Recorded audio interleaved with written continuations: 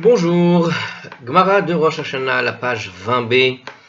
On s'était arrêté au milieu d'un Rashi, d'une explication particulière de Rashi. Aujourd'hui, ça va être un peu particulier parce qu'on va surtout lire le grand commentaire assez immense de ce Rashi, qui va nous expliquer finalement qu'est-ce que raconte Rashi. Donc on va rappeler rapidement la Gemara, qui est assez rapide en fait à lire, puisqu'on va surtout reprendre finalement ce commentaire particulier. Donc si je reprends notre Gemara, donc alors à quel moment on reprend? Alors on va reprendre ici. Rabbi Zera a dit au nom de Rav Nachman que la lune est dissimulée pendant 24 heures. Donc on est dans cette étude. Pour nous qui habitons donc la Babylonie, ça veut dire 6 heures de l'ancienne lune et 18 heures de la nouvelle lune.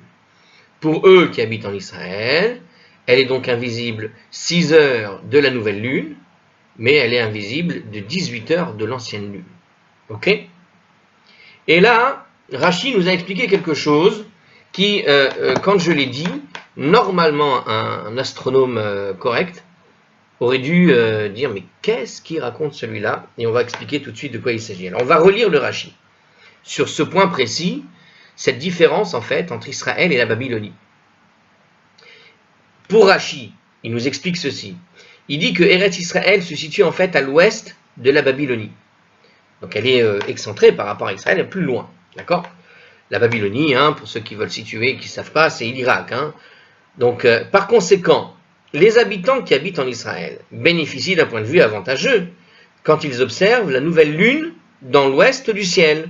Et ils peuvent alors voir 6 heures, ils peuvent donc voir la lune 6 heures après le molad, après le point de conjonction, d'accord? Je rappelle, le molad, ce moment particulier où la lune est pile entre le soleil et la terre, et donc la face visible de la lune par rapport à la terre est cachée, d'accord? C'est la face cachée de la lune qui est ensoleillée. Si vous avez suivi les vidéos sur la lune, vous allez vraiment comprendre ceci facilement. Il faut les voir. Par contre, donc ici on a quoi? On a un problème. Donc l'ancienne lune c'est un petit peu avant le molad. La nouvelle lune c'est un petit peu après le molad. Donc quand on se rapproche de ce point de conjonction, on a l'ancienne lune. Quand on sort de ce point de conjonction, de cet alignement soleil, lune, terre, dès que la lune se décale un peu, on est dans la nouvelle lune. Quand on se rapproche de ce point de conjonction, il reste un dernier petit croissant qu'il est difficile d'observer. Et quand on sort de ce point de conjonction, il y a un début de croissant de lune qu'il est difficile d'observer. Et donc on a cette difficulté, selon Rashi. Pourquoi est-ce qu'il y a une difficulté à observer la lune quand on est en Babylonie par rapport à Israël? Eh bien, il y a une différence qui existe donc entre ces deux choses-là. Et donc, c'est ce que nous explique en fait Rashi, à cause du fait que la Babylonie est un peu plus à l'ouest. D'accord? Donc, ce qui se passe, c'est qu'on avait expliqué que le soleil gêne en fait la vue, comme il est trop proche du soleil, il est au plus proche du soleil, la lune, au moment du molad. Donc, même s'il y avait un fin croissant qui reste, ce qu'on appellera donc l'ancienne lune, ce fin croissant est très difficile d'observer, surtout en fait si tu habites du côté de l'est, parce que c'est vers l'est que va se lever la lune. Et si jamais la nouvelle lune démarre, alors le début du croissant, il va être très difficile d'observer, parce qu'au niveau, comme on avait expliqué dans la vidéo d'avant, c'est que la lune va soit se lever, on va dire, avant le soleil, soit se coucher avant le soleil, ou bien l'inverse, soit c'est le soleil qui se lève avant la lune, et à ce moment-là, il est difficile d'observer la lune puisque le soleil est déjà là. Donc on voit les petites différences, les petites nuances comme ça, donc au niveau du matin ou au niveau du coucher du soleil, pareil. Alors, justement, qu'est-ce que nous expliquait ici Rashi, donc, et c'est là où on devrait trépigner, je répète ce que dit Rashi. Donc pour Rashi, Israël se trouve en fait à l'ouest de la Babylonie, Par conséquent, les habitants d'Eretz Israël bénéficient d'un point de vue qui est avantageux lorsqu'ils vont observer la nouvelle lune dans l'ouest du ciel. Ok? Et ils peuvent déjà voir la lune 6 heures après le Molad. Donc on peut voir la lune tout de suite, 6 heures après le Molad, la lune est déjà visible en Israël. Mais comme, par contre, l'ancienne lune qui est visible normalement à l'est, elle est donc invisible en fait aux habitants d'Eretz Israël pendant les 18 heures qui précèdent le Molad. De même, les 24 heures d'invisibilité en Eretz Israël sont donc composées des 6 premières heures de la nouvelle lune et des 18 dernières heures de l'ancienne lune. Bon, alors écoutez bien ce que nous dit maintenant cette explication de ce que vient de dire Rashi. A priori, ce qu'on a dit, ça paraissait logique. Si on a vu la vidéo d'avant, ça passe. Mais si on s'y connaît un peu en astronomie, ça passe pas. Tout simplement parce que il n'y a aucune raison que la position où on se trouve dans le monde change quoi que ce soit au nombre aux heures d'ensoleillement ou aux heures du lever, à la quantité d'heures que l'on attribue à la nouvelle lune ou à l'ancienne lune. Alors, il explique comme ça. Le commentaire de Rashi se rapportant à la Gemara donc paraît pour le moins déconcertant, car à part les nombreuses objections que soulève le Tosfot et d'autres commentateurs vis-à-vis de son explication, donc il y a des objections même des commentateurs, la notion fondamentale, selon laquelle la Babylonie est plus près de l'Est et donnerait alors à ses habitants une meilleure vue de l'Est du ciel par rapport aux habitants d'Eretz Israël, semble en fait incompréhensible. D'accord? Il n'y a pas de raison que parce que tu habites à l'Est, tu vas mieux voir l'Est du ciel. C'est bizarre. La Terre, elle tourne. Donc ce qui est à l'Est va arriver au centre, quoi qu'il arrive. Donc il n'y a pas de raison que tu vas observer mieux ce qui viendrait de l'Est ou de l'Ouest. Ça ne change rien. Vous comprenez le problème ou pas? Après tout, nous dit ici le commentaire, n'importe quel observateur est capable de voir le lever et le coucher du soleil et de la lune avec la même clarté, peu importe son emplacement géographique.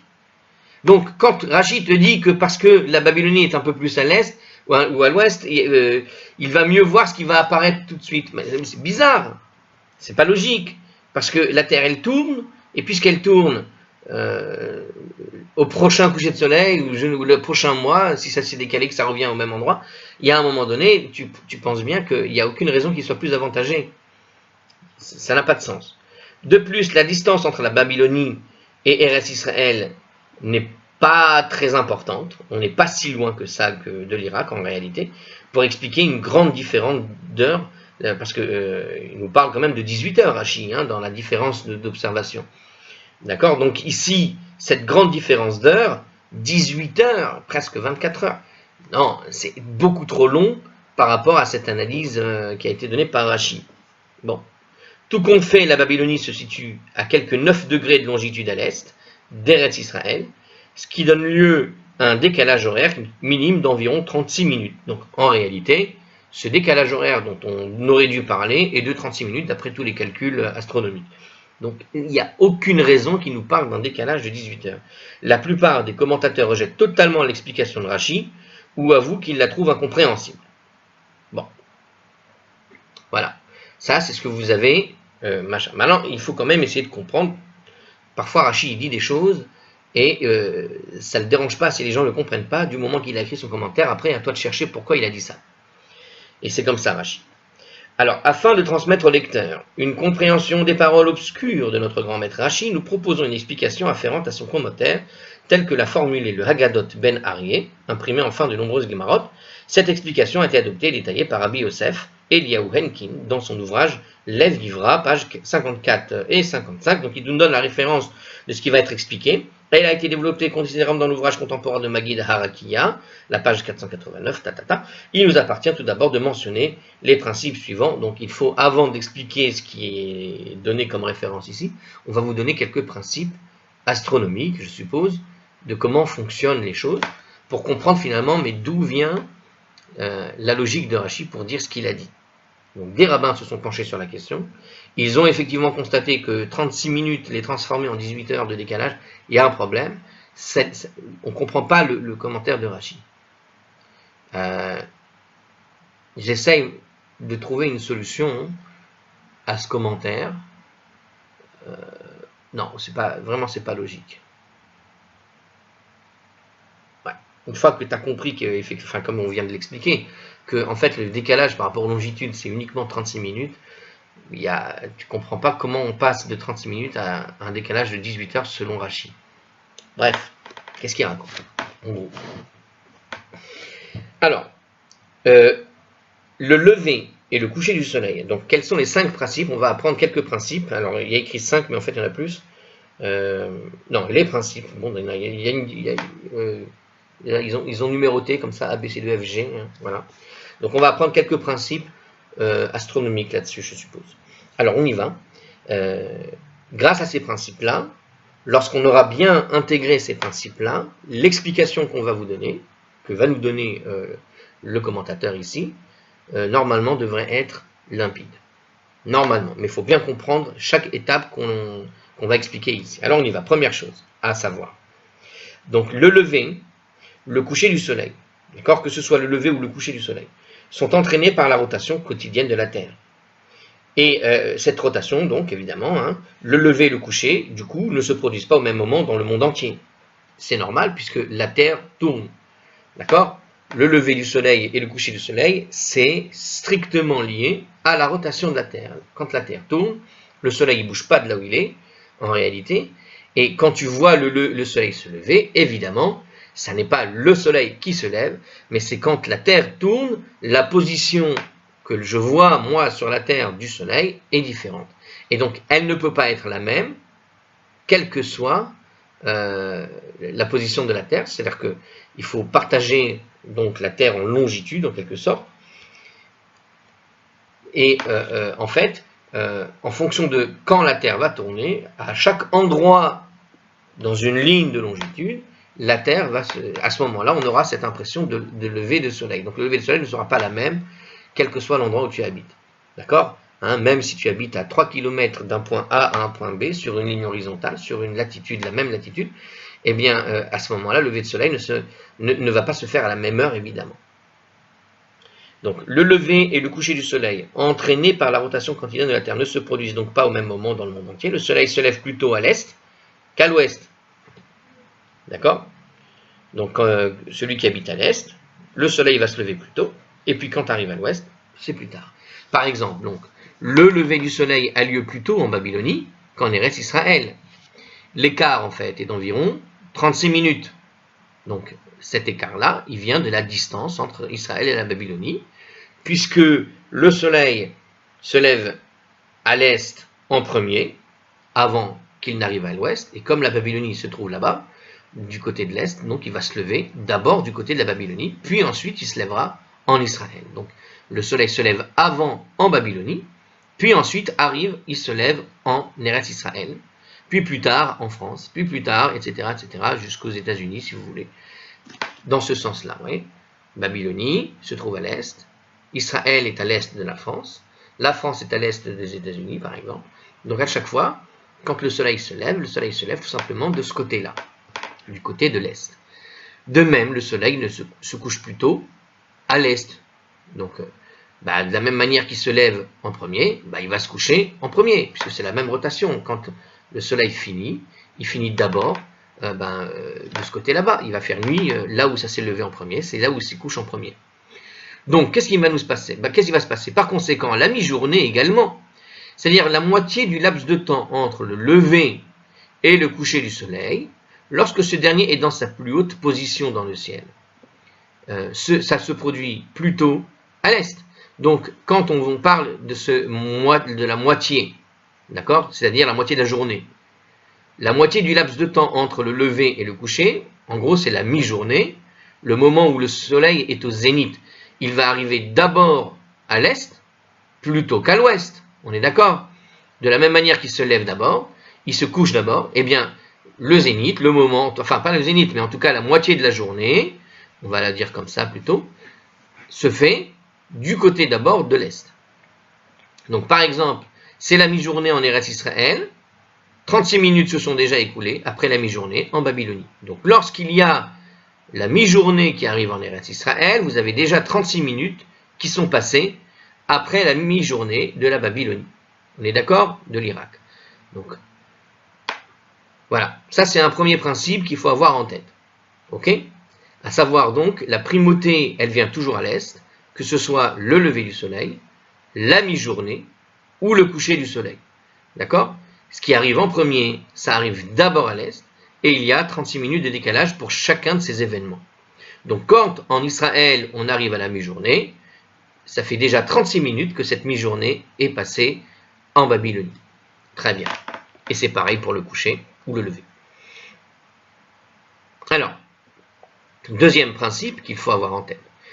Le moment où a lieu la conjonction de la Lune et du Soleil, le molad, ne dépend pas de l'emplacement de l'observateur. Donc ce moment, ce molad, je rappelle, encore une fois, quand la Lune se trouve entre le Soleil et la Terre, eh bien, ce moment particulier n'a absolument aucun rapport avec la position de la Terre, ou du moins dans son mouvement circulaire autonome. D'accord? C'est-à-dire que j'habite aux USA, que j'habite en Chine ou que j'habite en Israël, le moment où la Terre se trouve entre le Soleil, d'accord, et la Terre, pardon, le moment où la Lune se trouve entre le Soleil et la Terre, ce moment particulier, donc le molad, n'a rien à voir avec le moment où la Terre se trouve, à quelle position se trouve la Terre, du point de vue du pays qui va finalement profiter, entre guillemets, de ce molad. C'est-à-dire que quel pays, quelle position de la Terre se trouve, en quelque sorte, quand je me place au niveau de l'observateur, quand je suis sur la Terre, à quel moment va se placer le molad. Le molad va se trouver, par exemple, imaginons j'habite aux USA.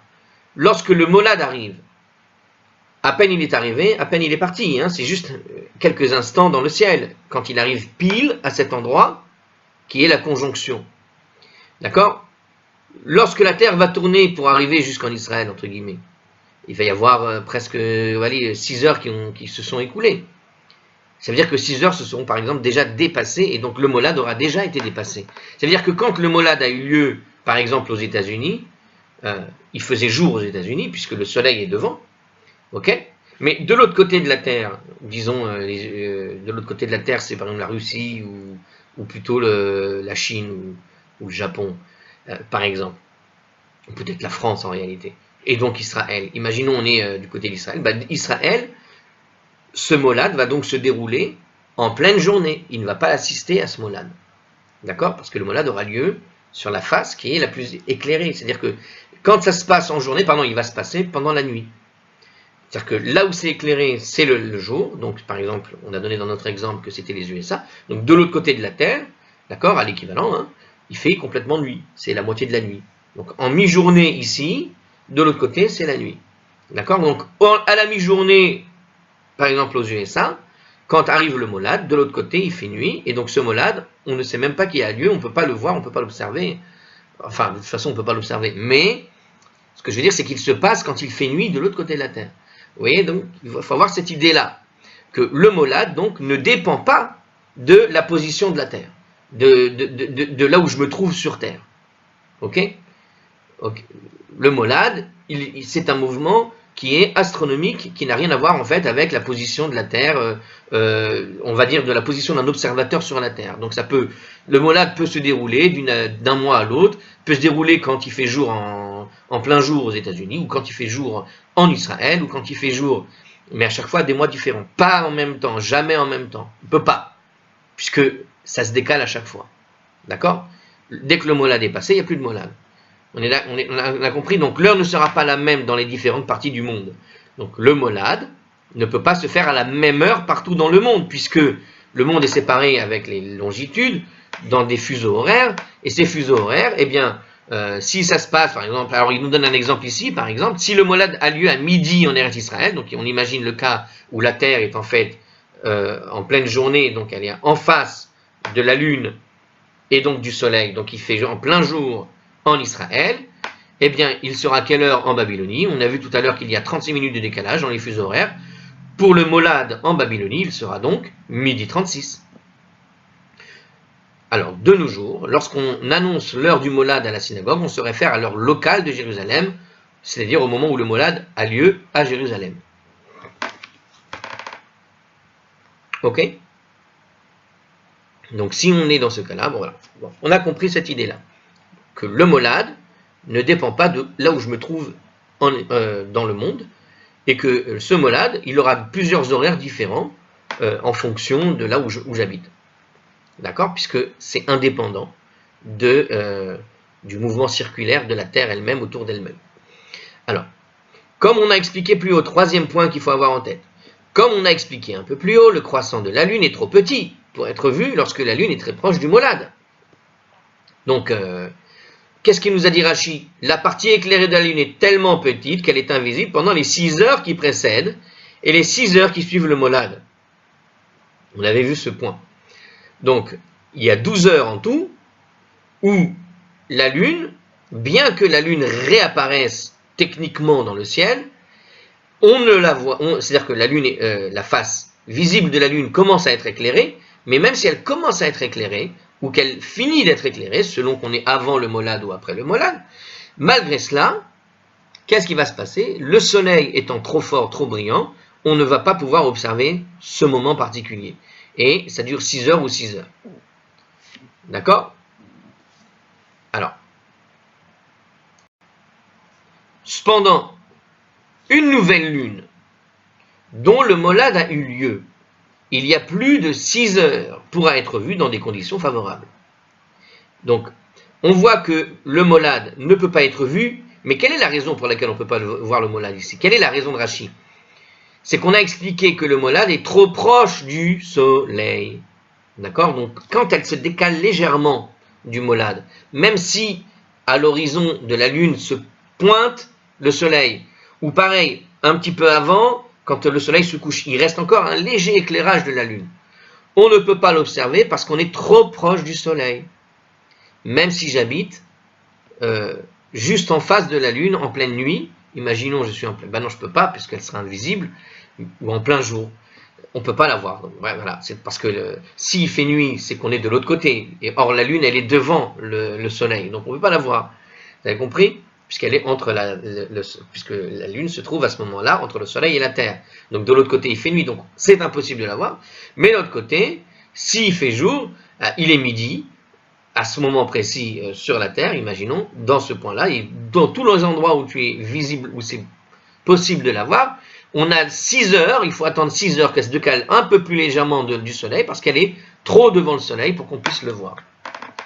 Ce moment, voilà, elle est trop brillante. En tout cas, là, le soleil gêne la vue de ce croissant. Donc la nouvelle lune, malgré cela, donc la nouvelle lune dont le molad donc, a eu lieu il y a plus de 6 heures, on pourra quand même la voir à ce moment-là, dans les conditions favorables. Alors, les conditions, c'est quoi? Qui favorisent la vue de cette nouvelle lune se produisent en fait au moment du coucher du soleil. Lorsque le soleil est plus bas que la lune.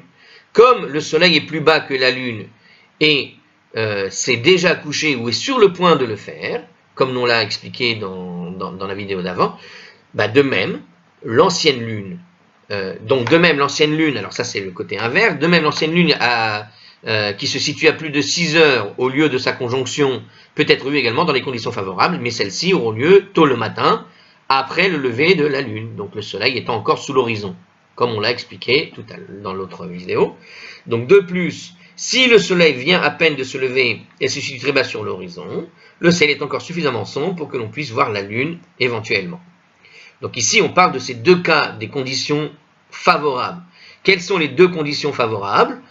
C'est soit quand on est dans l'ancienne lune, 6 heures avant l'ancienne lune, avant qu'elle n'arrive dans le molad, c'est-à-dire on est 6 heures avant le molad, ou 6 heures après le molad. Parce que dans ces 6 heures avant le molad, éventuellement, lorsque le soleil se lève, on pourra observer ce léger croissant de lune qui nous reste de l'éclairage de la lune par le soleil, d'accord? Parce que le soleil est encore trop bas pour se servir de sa lumière, pour cacher cette lumière de la lune, on peut encore l'observer, mais ça ne dure que 6 heures. Au-delà, c'est plus possible. Et pareil, après, c'est-à-dire après le molad, 6 heures après le molad, mais cette fois-ci, ce sera observable au moment du coucher du soleil, lorsqu'il va être légèrement décalé au coucher du soleil. Mais ce décalage ne se fait qu'au bout de 6 heures. Voilà. Ou avant 6 heures. Voilà, 6 heures avant, 6 heures après. Bon, ça c'est compris. Alors ensuite, une autre condition encore qu'il faut comprendre. quand la Lune se trouve encore plus loin du lieu de conjonction et que son croissant s'agrandit. D'accord? Donc plus je m'éloigne, plus le croissant grossit. On est d'accord? Ou plus je suis loin, plus le croissant... c'est-à-dire que si je suis dans la phase d'ancienne Lune qui va vers le molade, donc on a effectivement plus de soleil qui diminue jusqu'à ce qu'arrive le molade. Bah de la même manière, quand je me déplace de la conjonction en avant, cette fois-ci, eh bien la Lune s'éclaire de plus en plus. Donc le petit croissant tout fin grossit. Ok? Bon, jusque-là, c'est ça. Donc je répète, lorsque la Lune se trouve encore plus loin du lieu de la conjonction, du molade, et que son croissant s'agrandit, elle peut être vue même dans des conditions moins favorables. Lorsque le Soleil et elle sont au-dessus de l'horizon, donc, puisque on s'est éloigné au-delà de 6 heures en quelque sorte, au-delà de 6 heures, le croissant devient plus gros, et là, même avec des conditions moins favorables, c'est-à-dire même si on n'est pas pile au coucher du Soleil ou au lever du matin, d'accord, dans le cas opposé, eh bien, comme il est un petit peu plus loin, c'est-à-dire au-delà de ces 6 heures, même avec des conditions moins favorables, on pourra le voir. Alors, attention, nous dit ici le texte, elle ne sera pas forcément visible au milieu de la journée, lorsque le ciel est très éclairé, mais elle le sera au moins tôt le matin et tard l'après-midi. D'accord? Donc le ciel est très éclairé. On pourra le voir on va dire tôt le matin, c'est-à-dire quelques heures le matin. Ou quelques heures à partir de l'après-midi jusqu'au soir. C'est pas encore le coucher de soleil, mais on va dire que c'est dans les phases où il se couche, ou qu'on est encore dans la phase où il se lève, avant le zénith en quelque sorte, avant la grande période entre, on va dire, midi et 15 heures, où le soleil tape le plus en général. Bon, eh bien avant ces moments-là, elle est observable dans des conditions moins favorables. Parce que le ciel, quand on est tôt le matin, n'est pas encore suffisamment éclairé, pas trop, et donc c'est possible de voir un croissant dont la taille n'est pas trop réduite, évidemment. Qu'est-ce que nous dit Rashi? Pour que la Lune soit visible dans des conditions moins favorables de ce genre, elle doit se situer à au moins 18 heures avant ou après le molad. Donc ça, c'est ce qu'il nous a dit, Rashi. Rashi, mais en fait, c'est la Gemara qui nous l'a dit entre nous. Si. Alors la Gemara nous l'a dit, mais elle nous l'a dit, Rashi nous l'a dit aussi. D'accord? Donc ce sont des conditions où la Lune est visible dans des conditions les moins favorables de ce genre, c'est en fait les 18 heures avant-après. En fait, ce décalage après les 6 heures, on doit arriver à 18 heures pour commencer à observer la Lune de cette façon-là, tôt le matin, fin d'après-midi. Très bien. En bref, puisqu'on a compris tout ça, maintenant on va faire un petit bref. Pendant les 6 heures qui précèdent et les 6 heures qui suivent cette conjonction, le molad, la Lune est complètement invisible, d'accord? Et on a donné les raisons, l'éclairage trop fort, etc. Les 6 à 18 heures avant ou après la conjonction, la Lune peut être vue dans des conditions favorables.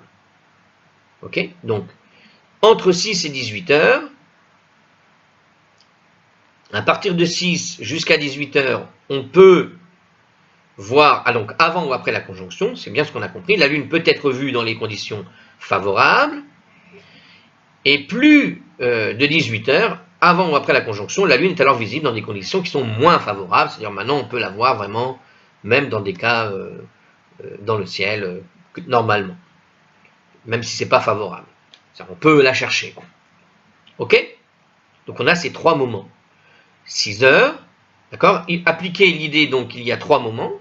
6 heures après, ou avant, entre 6 heures et 18 heures, avant ou après, dans les conditions favorables, c'est-à-dire coucher du soleil ou lever du soleil, selon qu'on est avant ou après, et puis après 18 heures, que l'on soit dans des conditions moins favorables, c'est-à-dire on n'est pas obligé d'attendre le coucher du soleil, juste toute la matinée ou tout le début de soirée, sans que ce soit le coucher du soleil ou le lever pile du matin.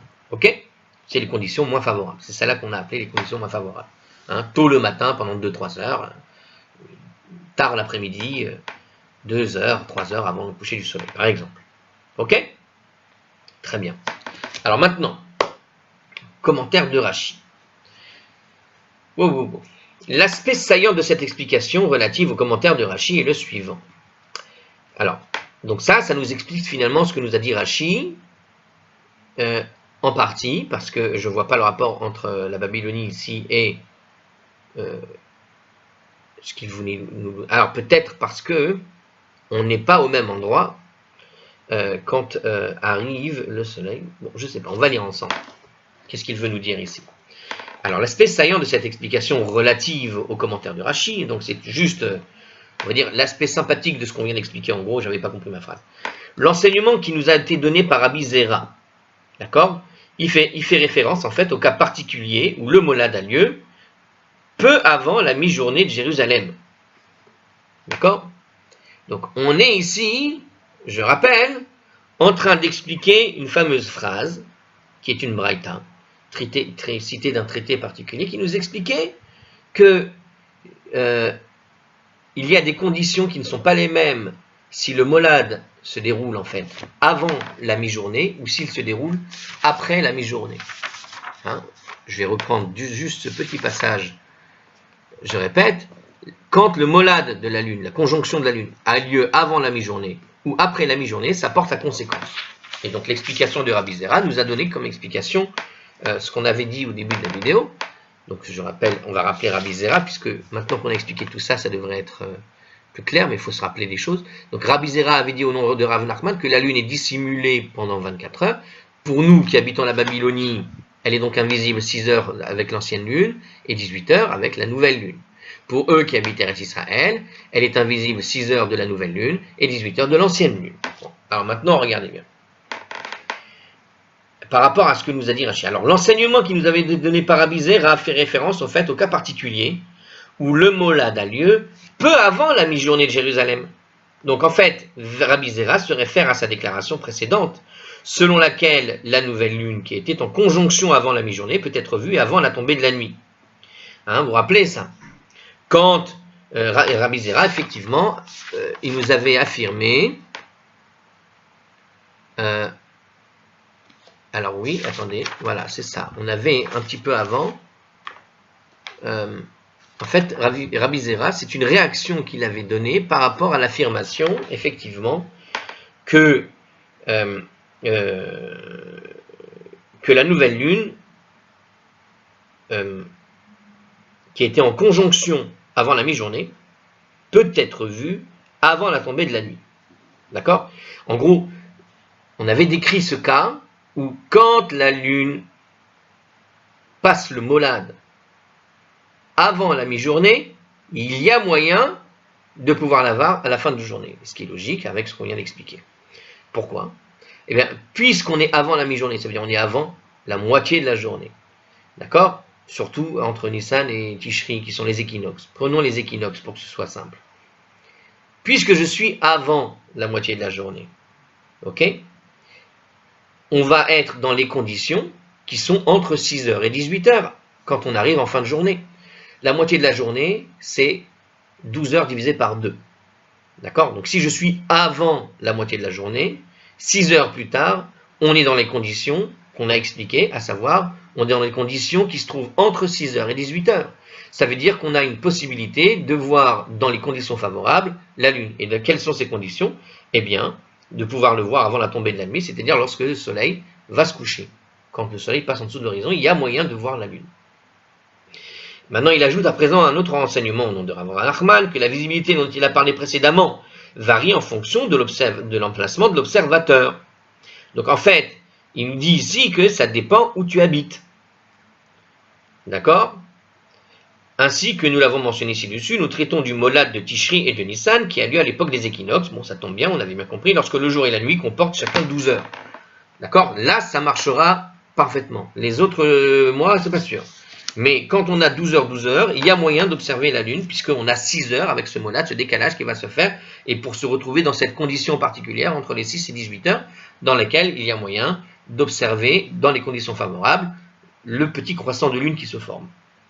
Si le molad se produit juste avant la mi-journée de Jérusalem, alors qu'est-ce qui se passe? La nouvelle Lune deviendra visible là-bas 6 heures plus tard, à la fin de l'après-midi. Vous avez compris? Si ça se passe juste avant la mi-journée, avant midi, hein, quand on est aux équinoxes, midi, mi-day. Midi, c'est le jour, moitié de journée. Si on est avant midi, aux équinoxes, on est sûr que ça fait 6 heures et 6 heures. La première partie de la journée, 6 heures, il est midi. Dans 6 heures, il fera nuit. Ok? Donc regardez, si je peux observer la lune avant midi, puisqu'on est dans les conditions favorables 6 heures plus tard, on est dans les conditions, sur des conditions favorables pour observer. Quelles sont les conditions favorables? C'est-à-dire qu'il faut attendre le coucher du soleil pour être capable d'observer la lune. Donc il y a moyen d'observer la lune à ce moment-là. D'accord? Donc si en Israël, je me trouve avant midi, il s'agit là donc de conditions idéales pour observer la lune. Le soleil est sur le point de se coucher, la lune, elle, étant plus bas dans le ciel, il n'est pas encore, donc ne s'est pas encore couché. Et la nouvelle lune est donc invisible plus tôt dans la journée, car elle se situe moins de 6 heures du lieu de conjonction. Son croissant est donc trop petit pour être vu, indépendamment des circonstances. Toutefois, juste avant le coucher du soleil, lorsque la nouvelle lune est déjà à 6 heures de son lieu de conjonction et son croissant est suffisamment grand pour être vu dans ses conditions favorables, la nouvelle lune sera visible, bon, on a compris. En Eretz Israël, donc un petit peu avant 6 heures, on est dans cette condition favorable. Donc 6 heures se sont déroulées, le molad a lieu, 6 heures plus tard, on a le croissant qui grossit suffisamment pour être dans la condition favorable qui se trouve être entre les 6 et 18 heures. Je répète. Rabbi Zera nous a dit quoi? Que les habitants d'Eretz Israël, pour eux, la nouvelle lune est invisible lorsque le molad a lieu avant la mi-journée, pendant les 6 heures uniquement. Ok? Donc, elle va être invisible pendant 6 heures, mais dans les conditions favorables, dans le moment où le soleil va se coucher, des gens vont pouvoir éventuellement observer la lune dès ce moment-là, avant qu'il ne fasse nuit. On est d'accord? Lorsque le molad donc a lieu avant la mi-journée. Parce que le soleil ne s'est pas encore couché, on est juste avant que le soleil ne se couche, et la lune aussi ne s'est pas couchée, parce qu'on est quand même de l'autre côté du monde. Donc le soleil ne s'est pas, la lune non plus ne s'est pas encore couchée, donc le moment de l'observation va se faire avant qu'elle ne se couche sous l'horizon, la lune aussi. Il va y avoir ce petit moment particulier où tu peux l'observer. Et on est 6 heures après le molad. Ça marche uniquement quand c'est avant midi. Et il est midi, ici, en Israël. On est en train de dire qu'on observe avant midi en Israël. Regardez maintenant ce qui va se passer. Par rapport à la Babylonie, on a dit qu'il y a 36 heures de décalage. Quand il est midi en Israël, il est quelle heure en Babylonie? Il est midi 36. On est d'accord? Donc, ce molad, il a eu lieu environ 36 minutes après la mi-journée en Babylonie. On est d'accord? Donc, alors, par commodité ici, il nous dit le commentaire, on va dire que Israël et la Babylonie, c'est le même fuseau horaire. Comme ça, on donne les mêmes horaires. D'accord? Donc, quand il est midi en Babylonie, on va dire il est midi en Israël. Quand il est midi en Israël, il est midi en Babylonie. Parce que le fuseau horaire, on fait des décalages d'une heure, donc on peut garder le même fuseau. Mais il y a quand même 36 heures, 36 minutes de décalage d'un point de vue astronomique vis-à-vis de la Lune. Donc la Lune, qu'est-ce qui va se passer? Elle va passer le molad. D'accord? On est avant midi en Israël. Mais ça veut dire quoi? Ça veut dire que le molad est déjà passé de 36 minutes. Depuis 36 minutes en Babylonie. Alors, minutes, on va le refaire. Petit souci, 2 secondes. Donc, par contre, à l'est, en Babylonie, ce molad a déjà eu lieu 36 minutes après la mi-journée. D'accord. Puisqu'on a 36 minutes de décalage et que 36 minutes, on avait dit que la moitié de la journée en Babylonie, elle est là en premier en Babylonie et après, elle arrive en Israël, cette moitié de journée. D'accord? Le lever du soleil commence en Babylonie, puis ensuite c'est en Israël qu'il se lève. Donc, quel est le premier moment où il va être midi? Donc, qu'est-ce qui va se passer quand il est midi en Israël et midi en Babylonie? En fait, en Babylonie, on a déjà dépassé la moitié de la journée. Ok? Attendez. Il y a ma dyslexie qui revient. Ah là là là là. J'ai un problème. Il est midi en Israël et il est midi en Babylonie. Ça, on est d'accord. Il y a 36 minutes de décalage par rapport au ciel. Ça veut dire que quand la moitié de la journée, cette fois-ci, c'est-à-dire que quand le soleil est au zénith, disons, mais pile, le zénith en Israël, ça veut dire que on est déjà, entre guillemets, l'après-midi en Babylonie. Voilà. Puisque ça a déjà eu lieu il y a 36 minutes là-bas. Donc on a dépassé le zénith. Puisqu'on a dépassé le zénith, on est déjà dans l'après-midi théorique de la Babylonie. Quand il est midi en Israël, ça fait 36 minutes que le zénith est déjà passé là-bas en Babylonie. Puisque le zénith est déjà passé en Babylonie, quand le molad arrive en Israël juste avant midi, on est déjà l'après-midi lorsque il dépasse le molad. Quand ce molad est dépassé juste avant midi en Israël, ça fait déjà 36 minutes qu'il est passé là-bas en Babylonie. Ça veut dire quoi? Ça veut dire que le molad est en fait déjà arrivé. Il est arrivé après midi en Babylonie. Le midi, on va dire solaire, après le zénith. D'accord? C'est la même heure, il est midi, mais en réalité, le molad aura eu lieu par rapport à la Babylonie après son zénith babylonien. Le zénith d'Israël, il est à midi, mais quand le zénith d'Israël est à midi, en Babylonie, le zénith est déjà dépassé puisqu'il y a 36 minutes de décalage et que la Babylonie a eu son zénith il y a déjà 36 minutes. Donc lorsque le molad va arriver et qu'il est dépassé en Israël, ce molad qui a lieu juste avant le zénith d'Israël, en fait, dans le même moment, il est donc passé dans, on va dire, 36 minutes après le zénith de la Babylonie. Donc en fait, pour la Babylonie, on a déjà,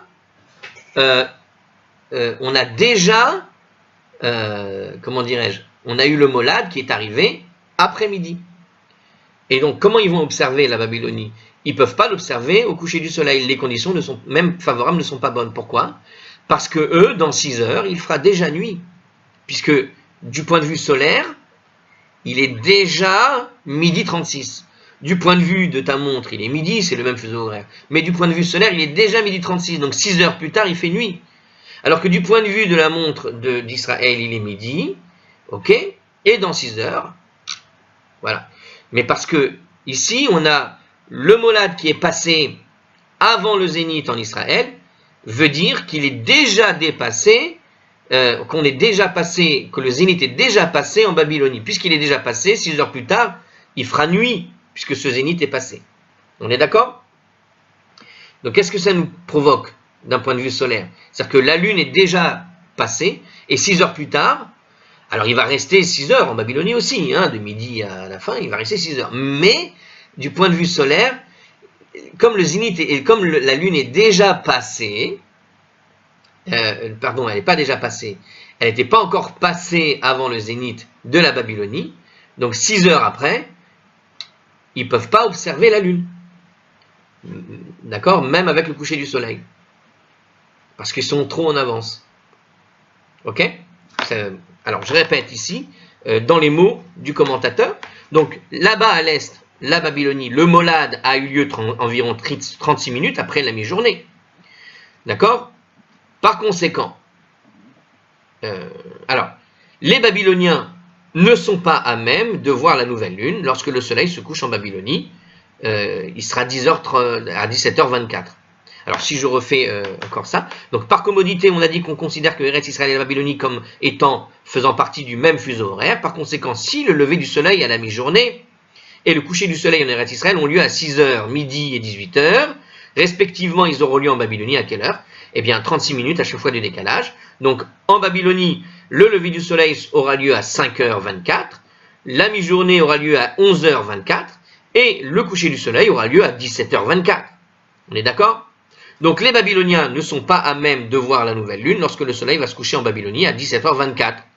La raison en est la suivante. Bien que les conditions favorisent la vue de la nouvelle lune, une période de 6 heures ne s'est pas encore écoulée depuis la conjonction. Et lorsque la Lune va se situer à 6 heures de cette conjonction, c'est-à-dire environ 36 minutes après le coucher du Soleil, à 18 heures, la nouvelle Lune, là-bas, il fera déjà nuit. Suivant le Soleil de près, ce sera déjà couché en dessous de l'horizon babylonien, il fera déjà nuit, puisqu'on dit que le coucher du Soleil, c'est à 10h24. Puisque eux, c'est à 17h24. Donc, quelles sont les conditions favorables? Elles seront favorables à 18h. Mais eux, à 17h24, il fait déjà nuit, donc c'est pas favorable. 18h pour si tu habites en Israël. Mais quand tu habites en Babylonie, et le soleil est déjà couché à 18h. C'est fini. Il ne peut plus être observé.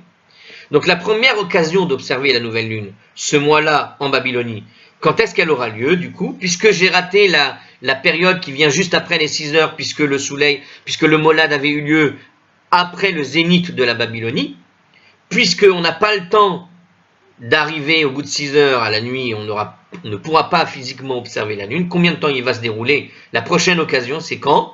C'est quand il y aura eu 18 heures après la conjonction. Puisqu'il faut que ça revienne à 6 heures du matin. Donc à 6 heures du matin, après le lever de la nouvelle lune, le lendemain matin, en Babylonie, pourront l'observer, eux. Bien que le lever de la lune en Babylonie ait lieu peu après, à 5h24, la lune ne sera pas visible pendant les 36 minutes suivantes. Comme nous l'avons donc expliqué ci-dessus, la raison en est que l'on ne peut voir la nouvelle lune dans des conditions de vue défavorables du matin que lorsque le minimum de 18 heures s'est écoulé depuis la conjonction. Donc Rabbi Zera a déclaré que pour nous, les habitants de Babylonie, la nouvelle lune est invisible pendant 18 heures. Voilà pourquoi. Ok? Quant à l'ancienne lune, maintenant, si on parle de l'ancienne lune, là on a parlé donc, tout le sujet qu'on vient d'évoquer, c'était le sujet de la nouvelle lune. Mais le raisonnement, tu dois faire exactement le même raisonnement à l'envers par rapport à l'idée de l'ancienne lune. D'accord? Je rappelle, l'ancienne lune, c'est quand on se rapproche de la lune, du molad, pardon. L'ancienne lune, c'est quand je me rapproche du molad. Donc on a exactement le même raisonnement, mais qui va se faire cette fois-ci à l'envers, par rapport en fait au rapprochement de la lune vers sa position céleste entre le soleil et la terre. Quand je m'approche, on est dans ce qu'on appellera l'ancienne lune. Bien. Alors on a donc une période de 6 heures, qui est avant, ok? On a dit que pendant ces 6 heures avant le molad, le point de conjonction, on ne peut rien voir, ok? Quoi qu'il arrive, quel qu'il soit où tu habites, tu ne peux rien voir. C'est un petit peu avant que ça se passe, quand le croissant est encore suffisamment grand. Maintenant, qu'est-ce qui va se passer? On y va. À l'ancienne lune, la situation est inversée. Le matin, avant le molad, qui va avoir lieu juste avant la mi-journée de Jérusalem. Donc le molad va avoir lieu donc juste avant la mi-journée de Jérusalem. On est d'accord. Lorsque l'ancienne lune se lève avant le soleil, d'accord? Le ciel est en fait sombre et l'ancienne lune devient visible. Donc on est avant le soleil. Pourvu qu'elle se situe plus de 6 heures du lieu de conjonction. Donc si on est avant ces 6 heures, avant la conjonction, il y a moyen encore d'observer la lune. Mais en Babylonie, là-bas, où le molad a lieu donc 36 minutes après la mi-journée, l'ancienne lune doit poursuivre la trajectoire qu'elle possède pendant plus de 6 heures avant d'arriver au lieu de conjonction. Lorsqu'elle se lève ce matin-là, c'est-à-dire un peu avant 5h24 du matin, l'ancienne lune se lève donc avant le soleil. Or, les conditions sont donc favorables pour la voir à ce moment-là. D'accord? En Israël, il va être 6 heures, c'est un peu difficile, mais en Babylonie, on a des conditions qui sont parfaitement favorables, jusqu'à quelques instants après le lever du soleil. Donc Rabbi Zera nous a dit quoi en fait? Ceux qui habitent en Babylonie, l'ancienne lune est invisible pendant 6 heures uniquement. Mais en Israël, où le molad a lieu juste avant la mi-journée, l'ancienne lune, au moment de son lever, c'est-à-dire peu avant le lever du soleil, se situe déjà à moins de 6 heures de la conjonction. Par conséquent, elle est donc trop petite pour être vue ce matin-là. Bon, on peut refaire tout le raisonnement. A priori, voilà, il suffit d'adapter le premier raisonnement qu'on a fait bien clair à celui-là. Donc la dernière occasion que les habitants d'Israël avaient de voir l'ancienne lune et la phase tardive de l'après-midi précédente, donc juste avant le coucher de la lune, lorsque la lune se situait 18 heures avant la conjonction, et était donc suffisamment grande pour être vue, bien que le soleil, qui était en train de se coucher, fût plus haut que la lune dans le ciel. Bien.